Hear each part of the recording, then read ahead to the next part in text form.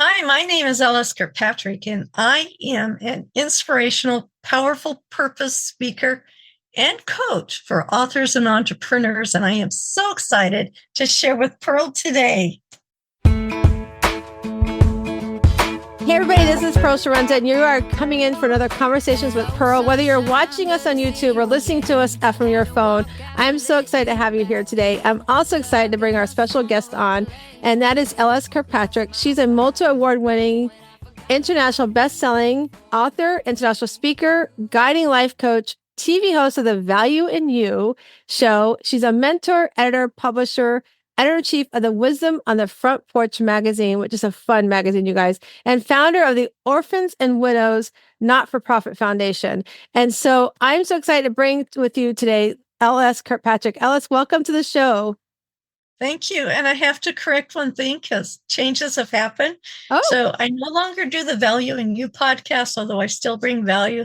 I do the Wisdom on the Front Porch podcast for entrepreneur culture and lifestyle. And it goes with the magazine. And it goes right along with the magazine. That's so awesome. I'm loving your background. So for those that are driving and not seeing, her background is so much fun. It's got all kinds of amazing books. And I love the picture above your head. It looks like, is that you and siblings in that picture, or is that your children? It's my siblings. It's my oldest sister, my older brother, and my sister just older than me. I wasn't even a twinkle in my father's eye at that point. Oh my gosh, that's so cute. I love those old black and white pictures. I think they're always so much fun and fun to have and watch and go back. I love looking back at old pictures. It was just so much fun. So thank you for sharing who they are with you today. So, okay, so here's how we like to start off the show. First of all, when we're younger, we always think about, what do I want to be when I grow up, right? I'm like, I want to be a teacher, astronaut, president of the United States, whatever that is for you, right?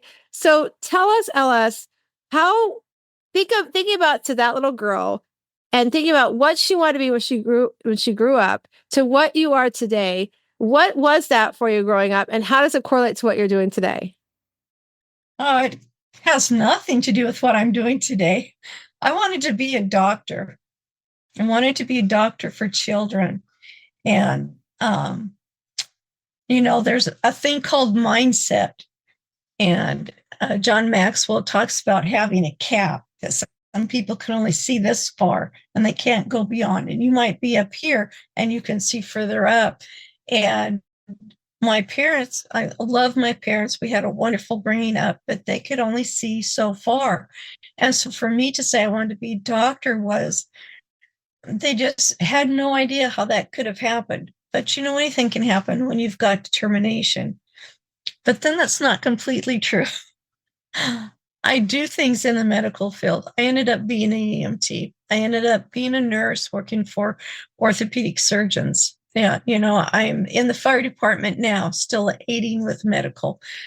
So I kind of did go into that way, but not for what I love doing that. But I love more doing the books. I love doing the podcasts, talking with people, making sure that they get their dreams out there and that they succeed in what they think is success to them, because it's different for everybody.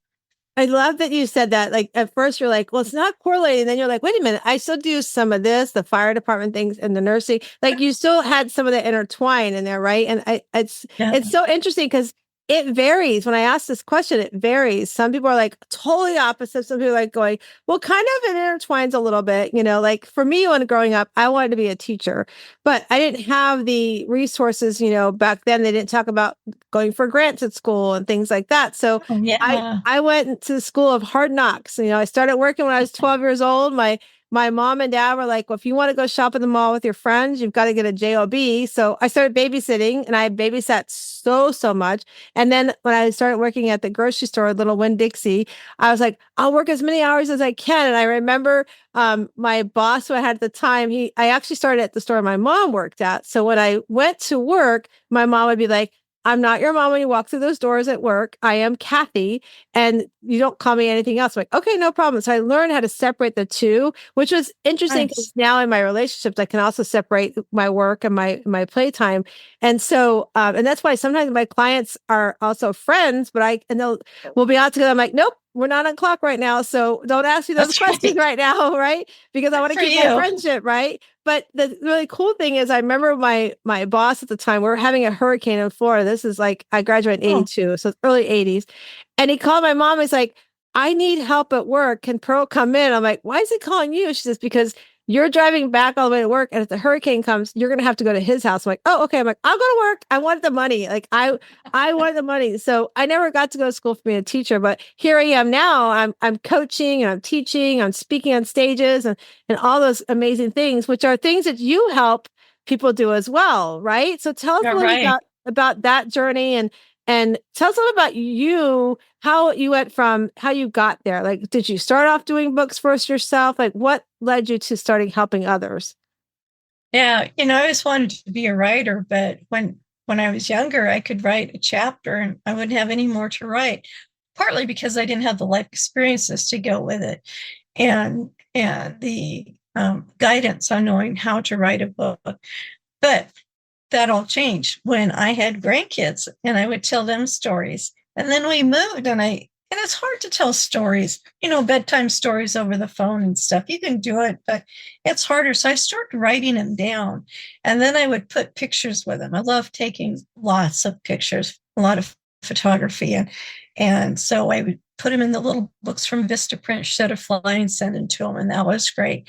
And I did one book for my daughter's two oldest girls now and she loved the book. I had a friend of hers do the artwork. She's an amazing artist. And she kept telling me, Mom, you got to publish this book. You got to publish this book. And I'm like, oh, I don't know. So I wrote some other books in the meantime to see how they would go. And they didn't. If you think, I'll write a book, put it on Amazon, everybody's going to want it, right? But it doesn't work that way. And so I thought, I need to get help. I need to find somebody who knows what they're doing and learn how to do this and learn how to run a business because I want to make money at this. So it was kind of the process through that. And so from my very first book that was published in July of 2022 to today, I have 34 books. 17 of them are mine. Well, two are my granddaughters, but we did it together. And most of them are bestsellers or number one bestsellers.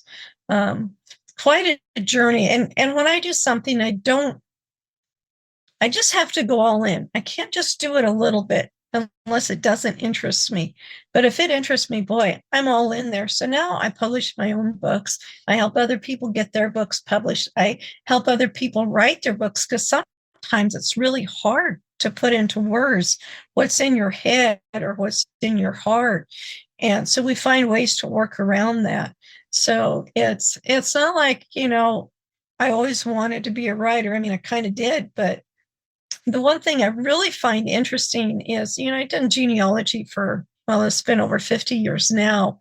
And my, I believe it's seventh great grandfather was a publisher. Came over from the UK to the United States in 1968. And he was well off because he helped other people from Scotland come over. And I thought, well, now isn't that interesting? Here he was a publisher, and while I'm doing all my family history, I never thought I would be a publisher. That's something else. I don't even know what it is. I had somebody publish my books and print them and all of that. And then it's like once I started getting to this, it's like, oh, I like being a publisher too, because I really love to see the expression on people's faces. I love to hear it in their voices when they're holding that book in their hands. Their book is in their hands and they're so excited about it. And it's like, I did it. I finally did it. And it's wonderful. You just can't beat that. I love that. As you're saying that, I'm thinking about, oh my gosh, I can't wait for my book to come out that I'm working on. And it's so true. Like, one of the things that I do, and I'll tell you about my book in just a second, but I'm also a life coach for a nonprofit. And one of the things I tell the ladies all the time, and I say this in every audience, I'm like, everybody has a book in them. You all have a story, whether it's about yourself or something you want to share. We all have a lesson that you can put in a book and share that with others. it may or may not be a bestseller, but here's the thing, you're doing it. You're taking the act of like, this is something you've Yes. had in your heart. You're putting it together. But if you have the right resources, the right people, like what you're talking about, LS, then it can be very successful and it can be profitable as well. And Yeah.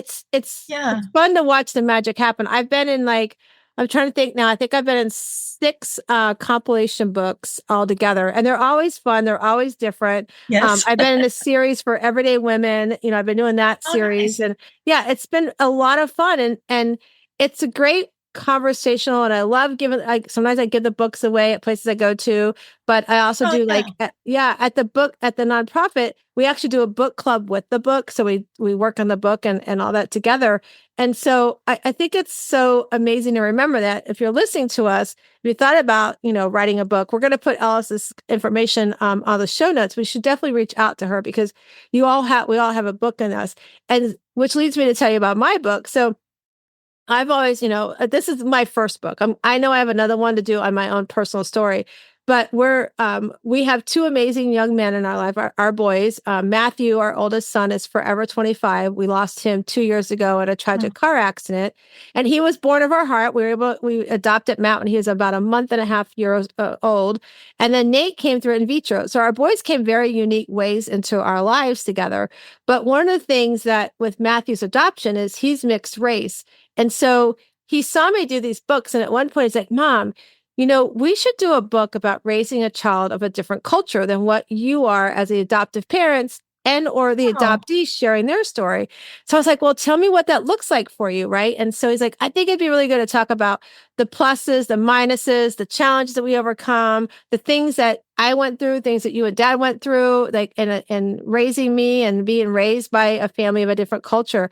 And so I was wow. like, okay, so let's do that. Well, unfortunately, like I said, he passed.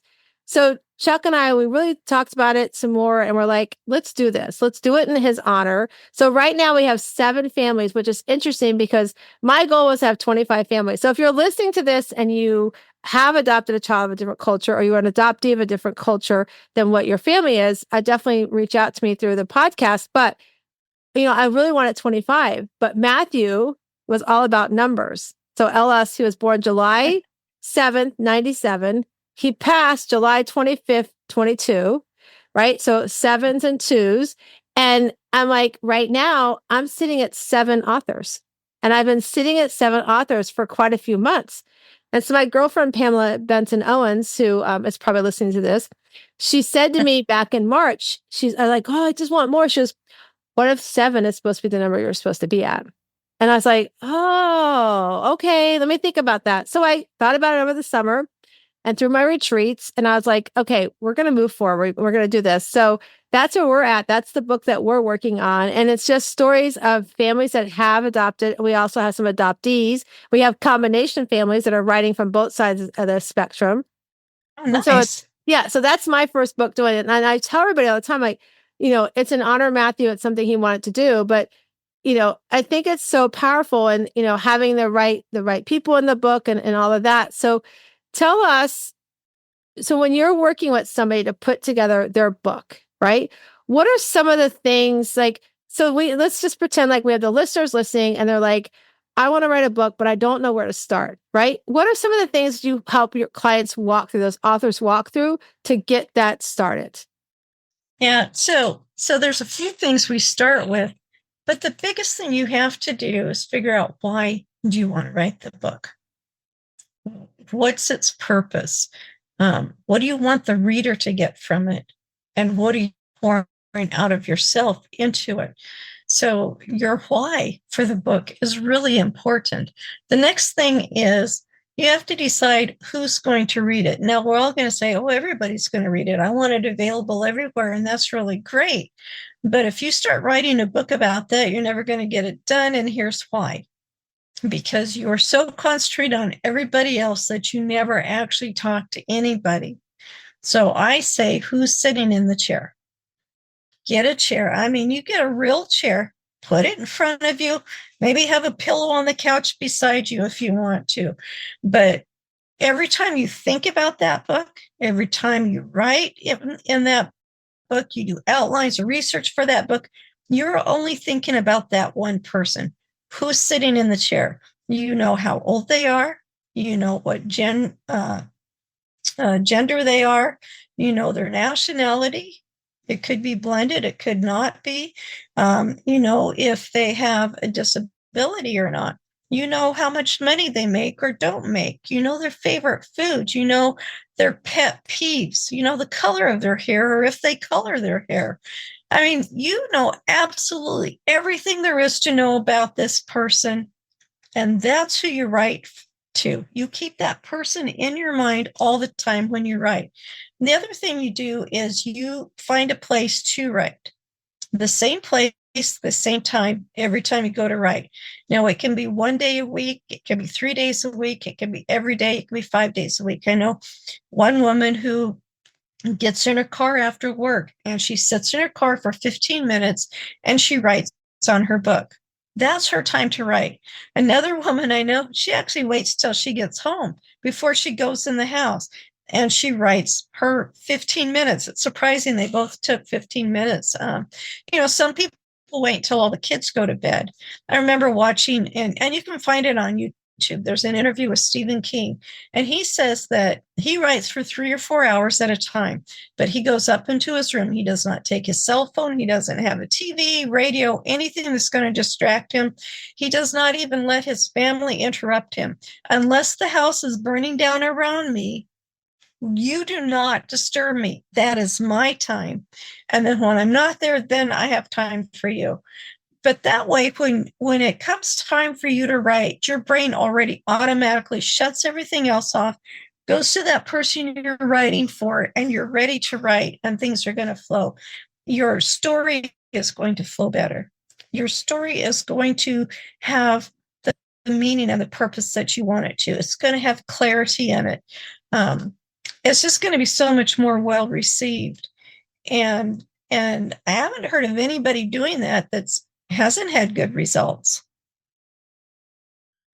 I love how you set that up. I love how, have a couch. Like I have two chairs in front of me, right? And I'm always thinking about who's sitting in that chair. Like I love how you talked about putting that together and what's the conversation you're having with that person. And, as you were saying, I'm like going, wow, what would I be talking with the person that's about to adopt a child of a different color? Like as you were saying that, I can There you envision that, go. right? Yeah. Yeah.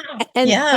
and I love what you said about like taking the time, writing the same place, taking the space to create where you want to write at and to put all the noise away. I do that. I talk about that with my clients when we're starting self-care. I always tell the story. And so I went back to when I came home and I started going, I need to freaking put myself first for a change. So I told my husband and my kids, I'm going in my room. I'm either reading, I'm either sleeping, or I'm taking a bath. And unless the house is on fire, don't bother me. It's like, Right. we forget about that. We have something to accomplish about saying, hey, I need to work on these things, all that stuff. So I love that you share that and put that in place and you painted the picture. And that's so, so important. Yeah. So if you are listening and you're thinking about it, you've got some tips right there on how to start off, right? Like that's such a great idea. It's such an amazing idea. So now I've started writing my book. I've got it all done. And now I'm ready for the next step. So what does that look like? And what are those steps? Well, before you get it done, when you're about halfway through, you can start getting an editor. And there's, 6 different kinds of editors, and I'm not going to go into all of them. But you need to find an editor who's going to make sure that the story flows, that it makes sense. Maybe you have something here in chapter 7 that really should go in chapter 2.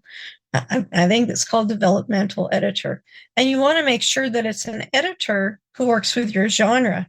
If you had an editor that's always working with children's books, you do not want that editor for adult murder, crime, mystery books. It's just not going to work. They're not going to enjoy it.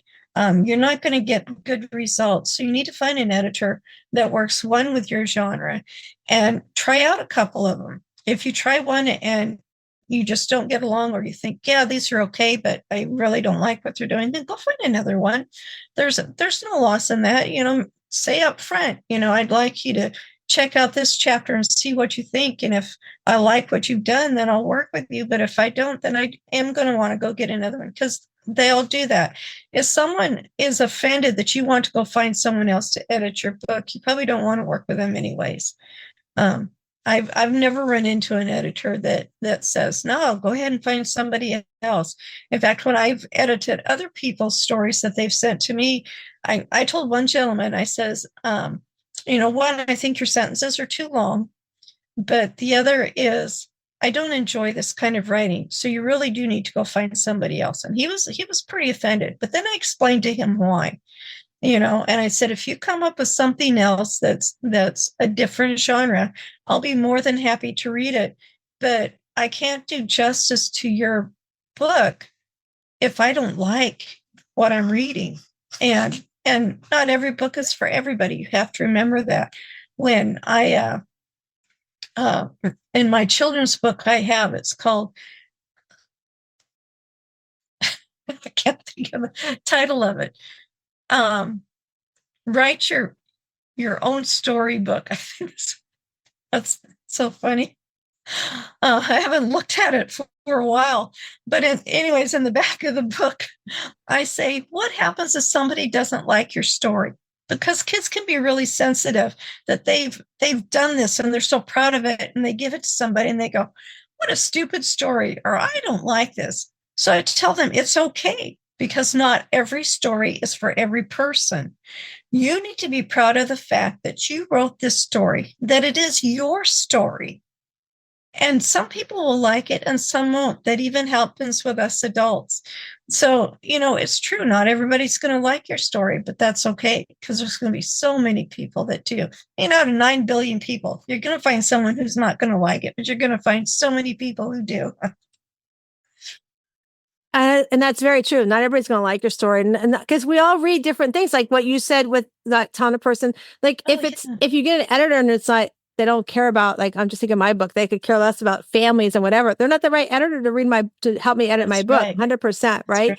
So when you are picking an editor, so that's one thing. The one thing, like, I know, I have an editor I'm going to be working with, and what he's going to do is like, tell me where to place, like, so for people like myself that are doing chapters with other people, it's like, how do you pick, I was struggling with, how do I pick who should go where? And he's like, Pearl, I'm going to read it. I'm going to read all the chapters, and then I'm going to flow it where each story, how they intertwine with one another. They may not know each other, but it's like, I'm going to intertwine where it should be in the book so the reader wants to keep reading. I'm like, you're the right editor for me then. Like, if he could see that vision, and I never thought about that. I'm like, chapter 1, 2, 3, like whoever submits first, but he's like, no. We have to make sure it flows right, And so I think for me, that was like really, really important. And so I like what you said that too. Like, not everybody reads. Like, if I don't like, murder mysteries, I don't want to edit a murder mystery. Not that I'm an editor.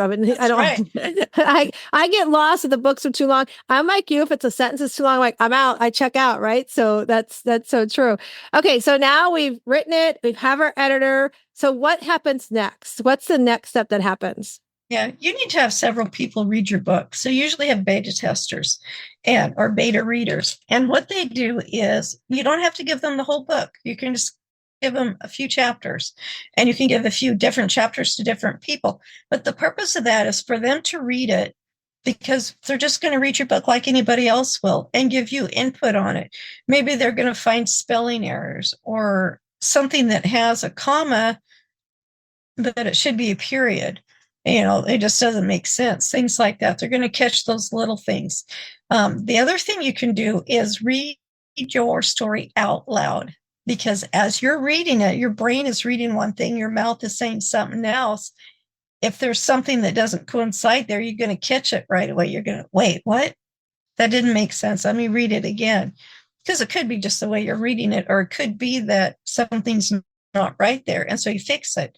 The one thing you do not do is edit your story as you're reading it. You can give it to an editor, that's okay, but you don't edit it. Now, if you're going to another chapter and you don't remember what you wrote the last time, go ahead and read through it. You see little spelling errors or something, then that's okay. Sometimes, though, you're writing your story and you're trying to go on and you just can't get it to work right. Something's not right. Why can't I get the next chapter done? What I do in that case is I go back and I read the chapter I just wrote, or I might read 2 or 3 pages of what I just wrote. And what I usually find is there's something in there that's not making sense. Either I got the cart ahead of the horse, or I forgot to include a detail that was important for the story. And then in that case, definitely go change. That's not really editing, that's making sure that your story's making sense. But don't go in and start changing all the grammar and start saying, oh no, this goes here when you haven't even got it halfway done. Save that for the later. The most important thing is to get your story out and then do these things later. Now, why do you get an editor halfway through? Because it takes a while for the editor to read your book, to make the edits and get it back to you. So while they're doing the first part of your book, you're still working on the rest of it. And then you'll be done by the time you're ready, maybe to give them the last few chapters to go through. So that helps a lot too. The other thing is when you start writing your book, let everybody know you're writing. People like to know the process. They like to know what's going on. And it's like, oh, have you ever figured out what's going on with this and this? Things like that. And it gets them excited about it, which actually helps increase your sales. And they tell other people about it. It's like, oh, don't tell anybody, but my friend is writing this book about, and then they're going to go tell somebody else. It's all secret. Let me tell you about this. You know how that goes. I like when you talk about like the different spaces to get help, like I never thought about beta readers before. I love that idea, having some beta They're readers. wonderful. Yeah, that's really a great idea. I think that's important to know, like, and especially like because maybe you think you're on the right path and they're like, well, let me ask you about this. Have you ever thought about that? Right. Like, I think that's really a great idea. All right. So let's talk about some of the books that you've done, like, and some of the people that you've helped with their books. Tell us, like, when you think about your, like, if I was to ask you your top 3 people, and I don't know, you may not want to answer this, but if you don't, it's okay. But the top 3 books that you've helped somebody, like that proud mama, right? Like you're that proud mama, these top 3 authors that I've helped. Who were they and where are they at today after writing those books? Oh, I have to say the very first person I helped was William. And I don't know if he has his book out or not anymore because he wanted to do some changes to it. But he was talking about what it's like to be the stepfather while the real father is still in the picture, and how you've moved into this family now and they have the way they do things and whatnot. Now you have to come in, but you still have to be an authority figure.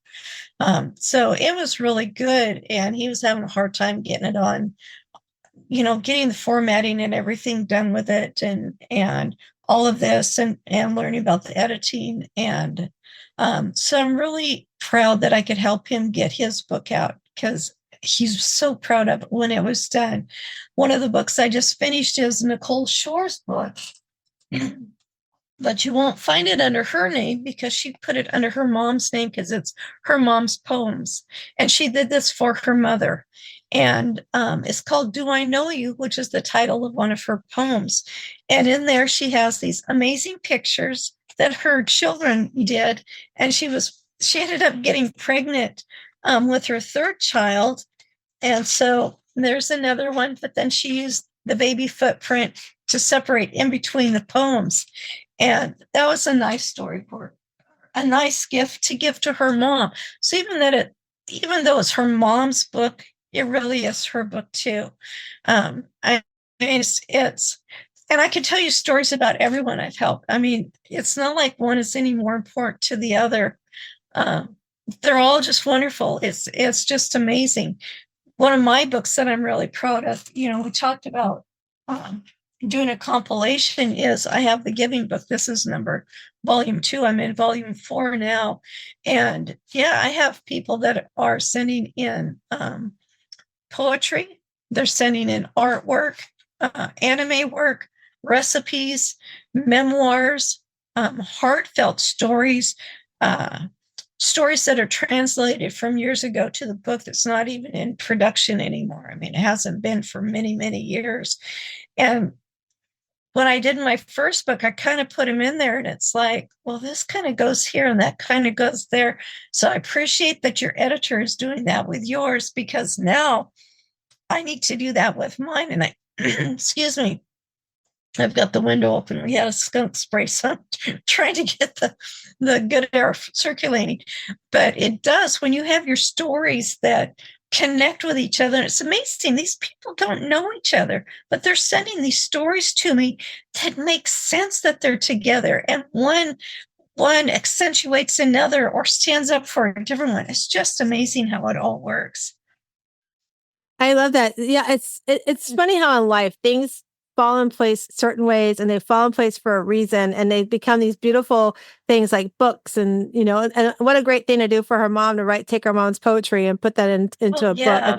I think that's really cool. I think I saw I've been seeing, maybe it's on social media, I'm not sure where I saw it, but like taking giving something to their like the parents and ask them to like write something, like prompting the parents to the history of the family and doing books like that. That's why I said everybody has a book, whether it's a book about your family, the history of your family and whatever that might be. I think we have to remember we need to put those together and put them in writing for sure. So, Oh, yeah. so let's talk about wisdom on the front porch. Talk about what is that and where did it come from? Where are you at with it and where are you going? Oh, yeah. It actually came from just an idea. And it's like I was thinking about my mom's family because we used to see them a lot. And we didn't live close to them. We weren't close to in distance to my grandparents or my aunts and uncles. And when they'd get together, they would just really talk and share this wisdom and knowledge with each other. And then, you see a lot of TV shows where they're all sitting on the front porch and they're talking with each other and discussing things. And we moved to Texas, had a rental first, didn't have really, well, it kind of had a front porch, but the place we bought has this beautiful front porch. I mean, I can see for such a long ways. And I thought, this is where we need to be to share wisdom and knowledge. And I was trying different words and I just had a picture that I took of me, a few pictures and came up with some different titles. And we finally settled on wisdom on the front porch. We tried to shorten it up like front porch wisdom or just wisdom, things like that, but it didn't have the impact that wisdom on the front porch did. You always want to do a test, find out from people, what do you like? Do you like this? Do you like that? Because it's important to know what people find appealing because it may be very different than what you think of. They may think of something totally different. So when you're picking out titles, it's good to do that. But the whole basis on it, it's entrepreneurial culture and lifestyle. And where do you gain your wisdom at? Is it, a podcast? Is it a real front porch? Is it in the grocery line? I was at the tire store the other day talking with a person in front of me in line because they had quite a long line and we got to know each other, found out he was an entrepreneur. And so we talked about a few things. And it's just wherever you happen to be that you're gaining that knowledge and that wisdom and sharing with each other. And then the whole thing about the entrepreneurial culture and lifestyle, entrepreneurs, they really need as much help as they can to know where to find the information. Why am I failing at this? Or am I failing? Am I just not looking at it right? How do I get the mindset, the finances? What about my spirituality? Where does that fit in with it?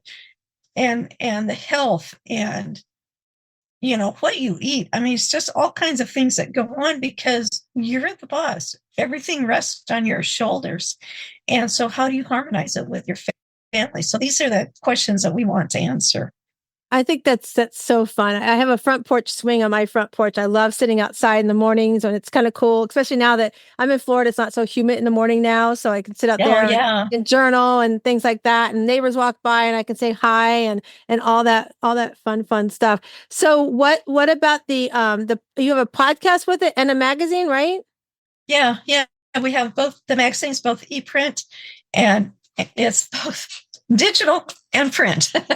And then, yes, I do have a podcast with it. And even though a lot of the people on the podcast, of course, they're going to talk about their business, but they're also going to talk about their journey because it's important to know what happened on their journey so that as you're going through your journey, maybe you can use some of these ideas to help you along the way.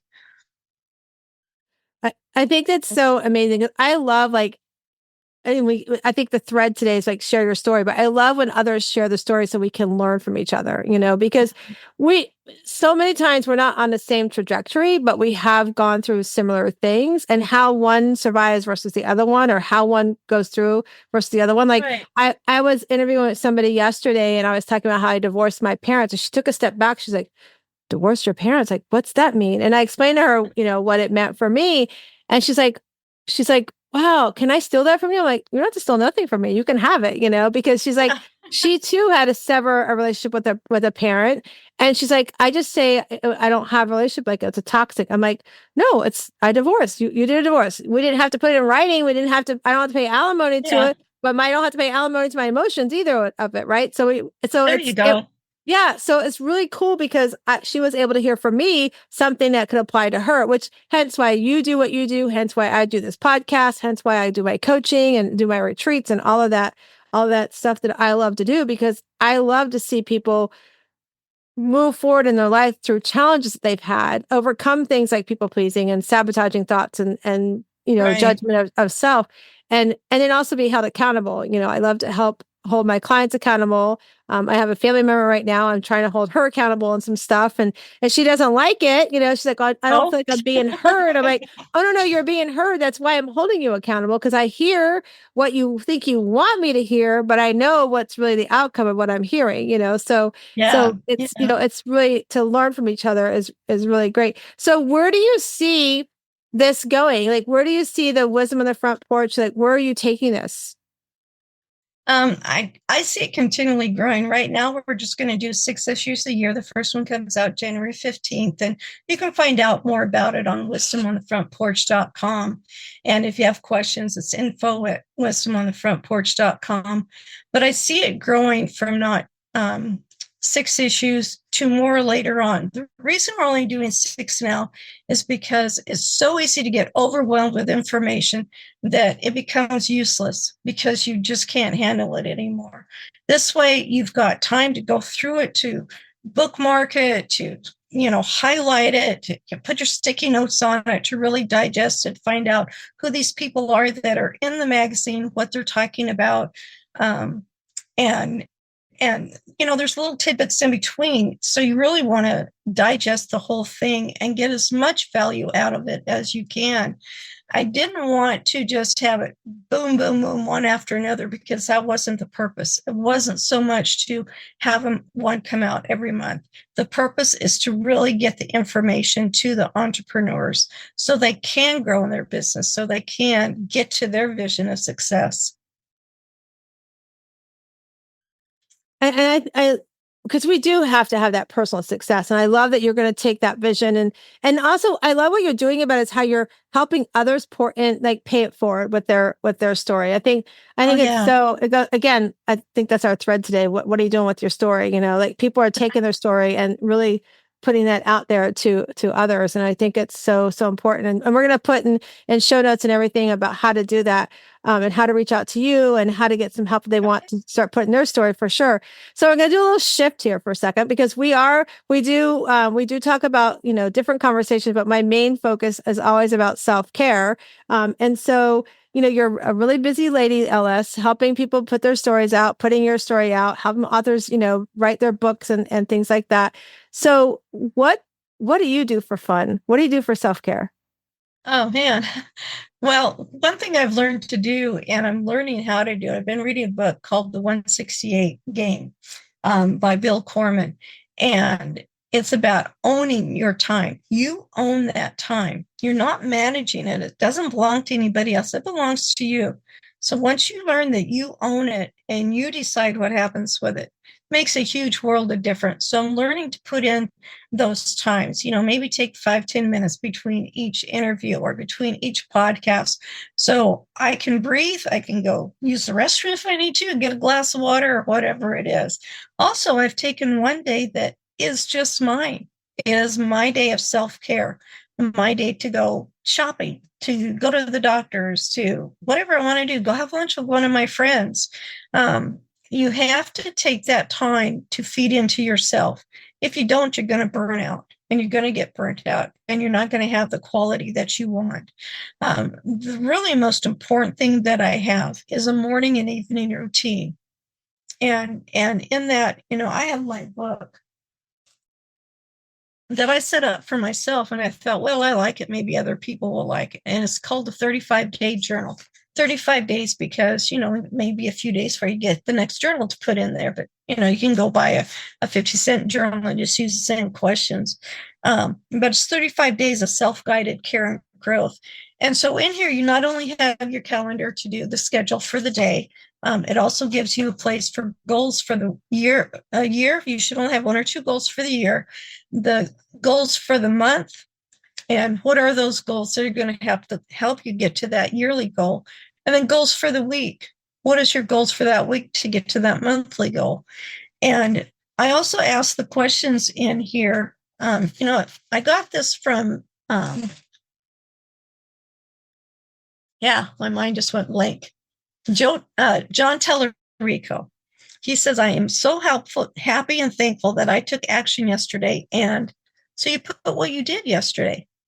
It could be that I finally made that phone call I was scared to make, or as I got on this really great podcast with Pearl, things like that. Then you have the things that you're grateful for. You write those down. You have the affirmations. I am, I do, I receive. 2 wins from the day. And one thing that somebody suggested to me recently was, what was good about those wins? What did you do to get those wins? So you don't just mention the wins, but you mention how you got them so you can use that again. And then I have 2 challenges I had today. And what did I do to overcome them? And then I have tonight I'm grateful for. And then I ask something else. What was good about today? What did you learn? What can I improve for tomorrow? And then you can journal it. And then I had another suggestion. Was somebody said every night before he goes to bed, he writes down 1 question he wants answered in the morning. Because we journal to get rid of everything that's gone on in our head during the day. It gives us a safe place to put it so we can pick it up tomorrow if we need to, or say, those really aren't as important as I thought they were, but it's still there if you need them. But what's the 1 question you have tonight you want answered in the morning? Because sometimes we do have those questions like, how do I get past this? Or how can I reach this person? Or things like that. And so you ask yourself, you leave it there, you go to sleep. When you wake up in the morning, it's like, what? The answer to that question. And it's really a great way to get going. And then I talk about the 1%. If you take 14 minutes a day, you can improve yourself. You can improve your life 3,700% compounded for 1 year. That is a huge improvement for yourself. I love that. Like that visual, like 1%. That's like so amazing. It's so, so true. I love that journal. That's really, really cool. And the questions are powerful. And what a great forward thinking is like, what's 1 question I want answered in the morning? I think that's great. And what you're doing for self-care, it's simple things. They're simple. It's not hard. It's not hard to do that at all. One of the things that I talk about is like doing manifestation, like affirmations.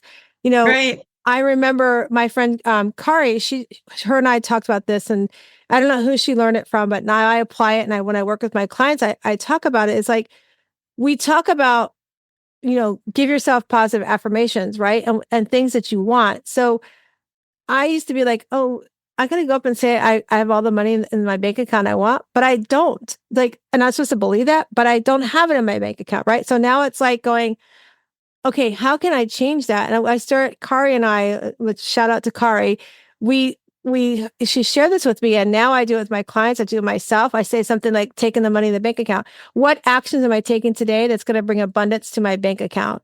So therefore Nice. I'm telling my brain, just like you said with the question, like what question I want to answer in the morning, right? You're telling your brain to start looking for those things. What are the actions that I can take to lead me down to start working towards that goal that I want? I think that's just really, really cool. Yeah. So I want to do something fun with you. Will you play along with me? Sure. Okay. She's like, sure. I don't know what. Okay. So one of the things that I do with my clients when I start coaching with my clients, and I always tell them, trust me, the first 6 weeks, you're not going to like me because I'm going to make you work hard, but we're going to keep it simple. I'm going to actually give me, 3 things. So thinking about if I ask you today, LS, to do a what brings you joy list. Normally I ask my clients for 10 things, but let's play around. Can you give me 3 things that bring you joy in your life? Oh, yeah, definitely. My time spending with God, first and foremost.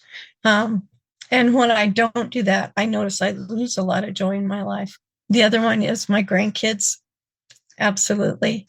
And just living life, enjoying life. I mean, when you look at life as something to be lived and not just drudging through every day, it's amazing. Those are 3 amazing things. So now I'm going to play a little bit deeper. So let's start with Okay. the first one is your faith, right? So what about your faith brings you joy? Everything, everything. I don't have to worry about things because I have a God who's bigger than everything. I don't have to stress out about what am I going to do if this happens? What am I going to do if this happens? It's like, don't worry about it. God's preparing things beforehand. I love that verse that says, God does not call the equipped. He equips those that he calls. I And it's love like, that. I don't It's have to so worry about true. it. He's going to So give me everything I need. so what I'm hearing is the part that brings you faith about your joy is that there's a trust in knowing that he has it under control. Oh, yeah. I Yeah. heard something a couple of years ago. It was probably 3 years ago now that I never understood. And it was that God is faithful. Right. And I'm like, that just never made any sense to me. But then I really realized God is faithful to me. Everything he says in his word, he's going to do. Yeah. He is not going to leave me. He's not going to say, I'm tired of you. He's not going to say, oh, you've been bad. Forget you. I've had enough of you. He doesn't do that. He's so different. He sets boundaries. He can't even cross the boundaries because he set them. He says the word, I am a God who cannot lie. I am not like a human who can change their mind. I mean, those are really powerful things to hear. And to hear about unconditional love, if you've never experienced even conditional love, to try to understand what it means to have unconditional love. And even if you have experienced that real love, still unconditional love. I mean, it's like, no matter what you do, I'm still going to love you and I'm going to provide for you. And even if you think I'm not providing for you, you're going to realize one day I was working on things way before you needed it because I knew that you were going to need this. I love that. That's so the number one was exactly what we said that because of what brings you joy is knowing that he has it all under control and you can offer it Oh, up and it's going to be taken care of. I love that. So we're going to go to number 2. So number 2 is your grandkids. So when I work with my clients, they'll tell me, oh, my kids bring me joy. I'm like, oh, I know all our kids bring us joy, hopefully for the most part. But like, what about your grandkids bring you joy? Like for me, what brings me joy is thinking about my son, Nate, often because with him, he's got that old soul. Like you can talk to him about so many things. He loves history. He loves politics. He can talk and throw different things at you, but he's still respectful about your opinion and things like that. nice. And then he's also smart as a whip because he built like 2 or 3 computers in high school on his own. Like I'm like, I could never Love think that. about doing that. Right. So thinking about your grandkids, what about your grandkids bring you joy? They are so unique, each one of them. They are so, and it's not that they're different from each other because, they do have differences, but like everybody, they have these unique personalities. And it is so much fun to watch them grow up, to see them discover things, to see them try things, to see them test their parents because they're smart. They know what buttons to push, they know what to do.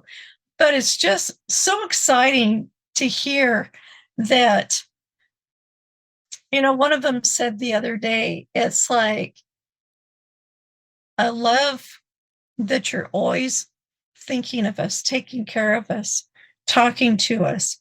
And they know that I'm there for them and that even if they blow it, it's okay. you've got to do that. I enjoy talking to them, hearing about their dreams. I mean, they just light me up being around them. My grandson, he's just turned 19, going into the Navy, and yet we're reading a book together. I mean, that is just so cool. That's cool. That I think what for me, what I get from that is what brings you joy is they still like to hang out with you and they Oh still like to yeah, learn they from love you. me. And that, yeah, and that that you get like spending that quality time with them. And that's really cool. 19 years going into the Navy and still reading a book with grandma. I think that's cool. What do they call you? Mima. Some say Mima. grandma. Some say Yeah. Mima. I love that. Okay. So number three, remind me what was number three? um, um, I think nature. I think that was it.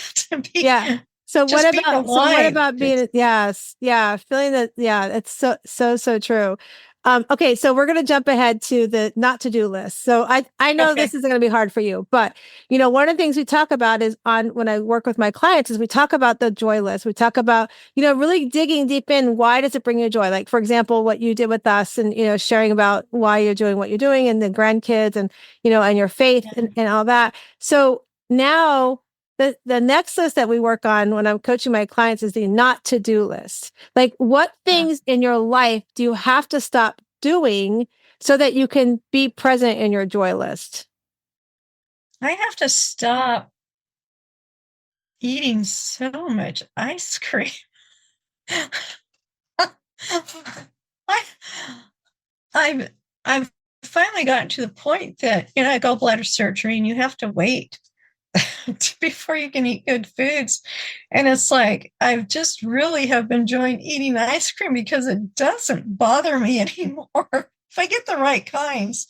Um, but but yeah, I have to stop not taking care of myself. I have to make sure I do that self-care because if I don't take care of myself, I'm not going to be around for my grandkids or anybody else. I'm not going to be of any use to anybody if I'm not healthy and well.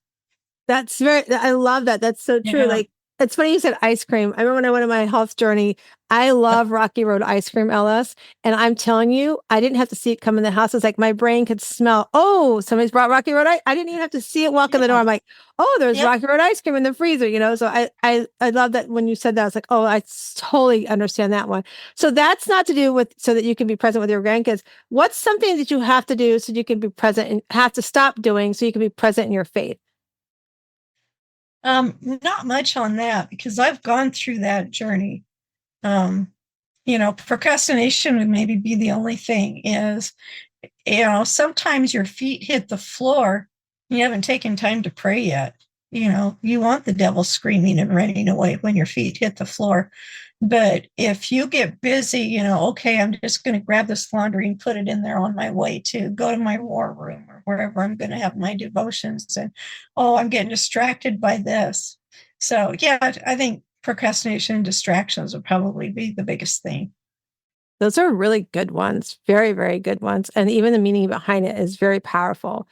So Yeah. let's go to nature. What do you have to stop doing so that you can enjoy more of the nature in your life? Being online, it's so easy because that's how the world functions today. That's how we do business. And taking the time to walk away from it, even away from your phone, you need to do that. You need to do that so you can refresh yourself, restore yourself, and connect. I mean, there's a lot of people that do not connect online and a lot of really wonderful people. So, go have lunch with your friends, go have dinner, go to a park, a museum, go to places where you don't have to be online because those places are open. I think it was hard for a lot of people with COVID to get back into the swing of that. And we've done so much online. It's just really blown up and now with AI and everything. And it's like you have got to take time to go interact with people live. And that's so true. And what you said too about COVID, like we've done so much online and everything. Um, just, just thinking about if we just let that go, like you said about with the authors, like to go write put everything aside, right? If you commit to yourself to like 10 minutes a day to not be on your phone, what things could you get done? Who can you be present for? And what can you be present for in your own personal life? That's Yeah. yeah, You right. know, Oh, LS, I don't have a problem with that. So my husband, he laughs at me. Part of my self-care is taking a cat nap every day. And yeah, he's like, how can you do that? Like I can lay down for 10 minutes, close my eyes and you be got back up. it. And he's like, how can Yeah, you do that? And I'm like, well, it's no different than like stopping. I also stop like, around this time of the end of the day and I stop and I take a couple 10 deep breaths and I like get going right. again because typically what we do is we go, you were talking about bad eating habits, bad habits we have. Typically you do the Right. bad habit of, let me go get another cup of coffee. Let me go get some sweets. Those are not Yeah, healthy choices for us. But if you just stopped and took 10 deep breaths, like really dig down deep into your soul yeah. breaths, it can like give you such a wake up endorphin that you're like, I can finish out the rest of my day. Or if you can Oh, sit down yeah. and take a cat nap, like I literally will sit down and take that cat nap for 10 minutes. Yesterday, I actually took an hour. He's like, I go, I'm taking an hour. And I intended to take an hour. Let me say that because the night before I couldn't fall asleep till 4 o'clock in the morning for some reason. I don't know what Yeah. was going on in the Sometimes I do environment. that. Yeah. Yeah. So I was like, I got to take an hour. And then so I laid down. I made a mistake. Nor I never ever go to my bed to take a cat nap because sometimes I won't get up. I get too comfortable.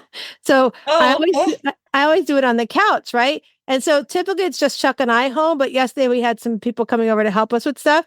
And they walked in. I'm like, oh, I only got 20 minutes in, but that was okay. That's like, I yeah. still felt refreshed and everything for the day. So, Okay. yeah. Good. So I can do cat naps with no problem at all. That's like, that's my jam Me for too. sure.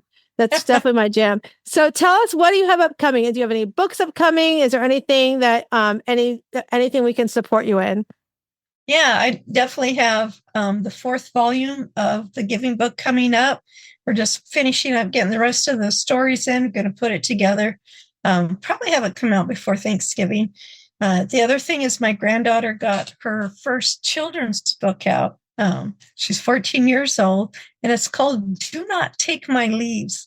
And it's about a tree that loves its lovely, colorful leaves, and it's going to keep them all winter. And and the other trees are telling it you can't do that. And a wind comes along and it takes the trees, and the trees just adamant, I'm naked now without my leaves, and I'm gonna freeze to death. And they're like, oh, go to sleep, you'll be fine. And they're like, oh yeah, I'll show you. And then when he wakes up in the spring, he's got all these beautiful leaves and gorgeous and bigger and better than what he had before. So it's kind of like talking about you're growing up, and it's okay to let things go, and it's okay if change happens.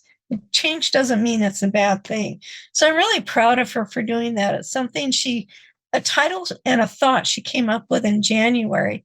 And when she came in and stayed with us in July, August time, I said, let's get that children's book done. And so she did. She had a great story. I ran across the tablet she used, a real paper tablet with pen for her graphic novel she did, The Crazy Summer with My Friends. And it just brought back such happy memories. She did that one. It's not really for kids, it's more for preteens and teens. And with this children's book, and the illustrations are just so much fun. I love that title, that book. That sounds so much. Please don't take my leaves. And the way you're describing it, it's like so much fun. I'm looking at our time. I'm like, oh my gosh, we've been like, time has flown by. That's the So best thing I love about this. That's why I call it Conversations with Pearl. By the way, we're going to be making an announcement about our podcast here shortly, so don't be surprised. But we're going to be making some fun changes to it. But so what we're going to do now, okay, everybody already told LS that we're going to do this. So we have our Better Questions, Better Life card. So if you're first time listening to us, we always close out our show with these cards. So I love these cards. You can meditate with them. You can journal with them. You can pull one and take a picture and let it just be your screenshot for the day, whatever that is. But there's my friend Carol Gill and her friend Diane Allen put these together. They're called Better Questions, Better Life.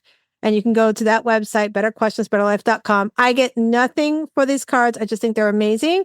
And so with that said, I'm going to shuffle the cards, and LS, you're going to tell me when to stop, and we're going to read the card you pull. So here we go. Tell me when to stop.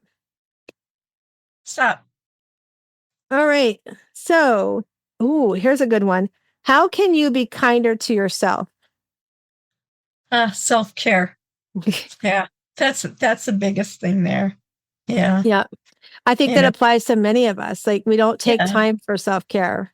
Yeah. And self-care doesn't have to be going to the spa or, having a glass of wine or whatever it is like that. Self-care can be taking your shopping cart back into the store, or maybe taking somebody else's cart, doing something nice for somebody else is still self-care, because you're giving value from yourself. And I believe 100% that anytime you give value away, you get more back to yourself. I've just seen it so many times. It's one of the things I always talk about. So the more value you give away, the more you keep getting back. You are never going to run out of it. It's not like energy that you have to fill up your bowl and go fill up other people's bowl and go fill up your bowl. And that's great to have the energy, but the value comes from inside here. And anytime you give it away, you smile at somebody, you hold the door open for somebody, you just say hi to somebody. Somebody was telling me that they started smiling at people. And it was because one day they had decided that was it. They were done with life. And on the way home, because they walked to and from work, they said, if nobody smiles at me on my way home, then that's it. I know nobody cares. Wow. One person out of all the people he passed, one person smiled and saved that kid's life. Wow. And ever since then, he smiles at everybody else. I mean, that's impactful to know that just smiling at somebody can save their life, can change their day. That's so powerful. So those that are listening right now, I want you today, before you end your day, after listening to this, I want you to find somebody to smile at, because, I have one of the things that I'm in a group for grieving parents. And one of the things are, they talk about those children that have taken their own lives. And so, you just, all that picture came flooding in. So if we just smile, it just goes a long, long way. And it's just so powerful. It's oftentimes like somebody's at the corner, asking for money or something like that. I always smile.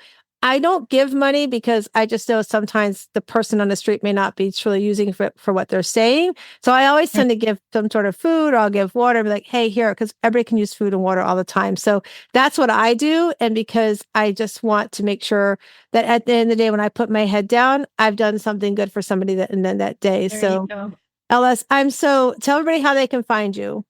Go to lskirkpatrick.com if you want to learn about the Wisdom on the Magazine. Wisdom on the Front Porch magazine and podcast.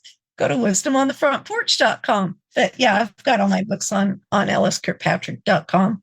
Awesome. And we're going to put that in all the show notes and everything. So I just want to remind everybody, if you're watching on YouTube, make sure you like and subscribe below. If you're listening to us on any of the podcast platforms, leave us a review. We always like to hear what you learned from the show and how we can impact you more.